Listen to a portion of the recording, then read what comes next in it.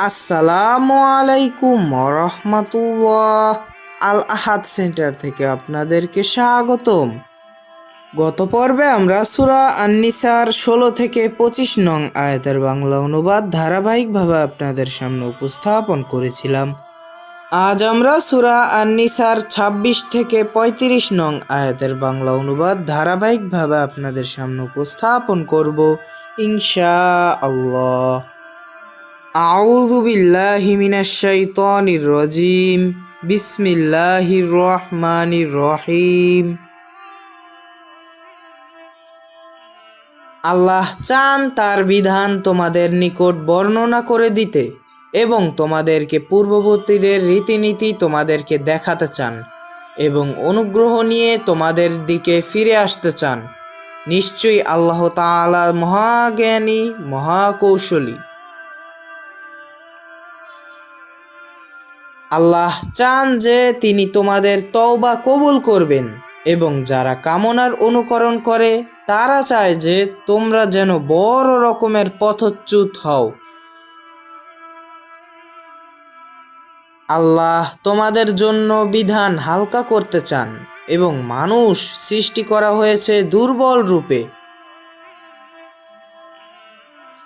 হে ঈমানদারগণ, তোমরা একে অপরের সম্পদ অন্যায়ভাবে ভক্ষণ করো না, তোমাদের সম্মতিক্রমে ব্যবসা বাণিজ্য ছাড়া।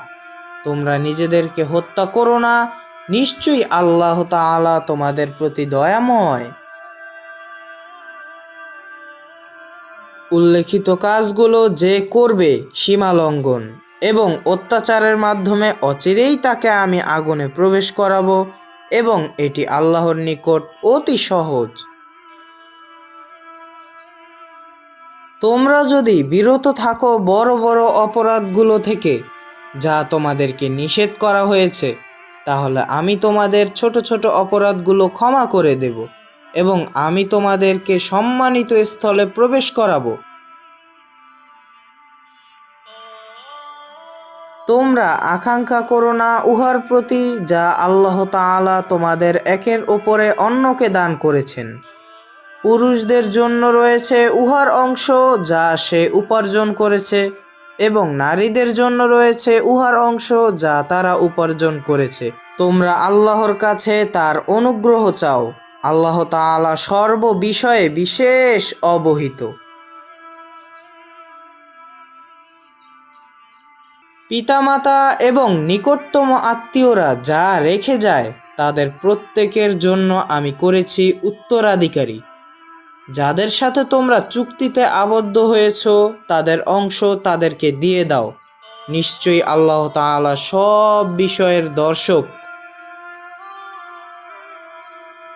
পুরুষগণ নারীদের কর্তা, এজন্য যে আল্লাহ তাআলা তোমাদের কতককে কতকের ওপর অনুগ্রহ দান করেছেন এবং এজন্য যে পুরুষেরা তাদের সম্পদ ব্যয় করে। অতএব সৎকর্মশীলা বিনয়ী অদৃশ্যের সংরক্ষণকারী যা আল্লাহ সংরক্ষণ করেছেন। যাদের বিষয়ে তোমরা অবাধ্যতার ভয় করো তাদেরকে উপদেশ দাও, শয়ন স্থানে একাকী রাখো, তাদের হালকা প্রহার করো। যদি তারা তোমাদের আনুগত্য করে তবে তাদের বিরুদ্ধে কোনো পথ খুঁজিও না, নিশ্চয়ই আল্লাহ মহান, সবার ঊর্ধ্বে।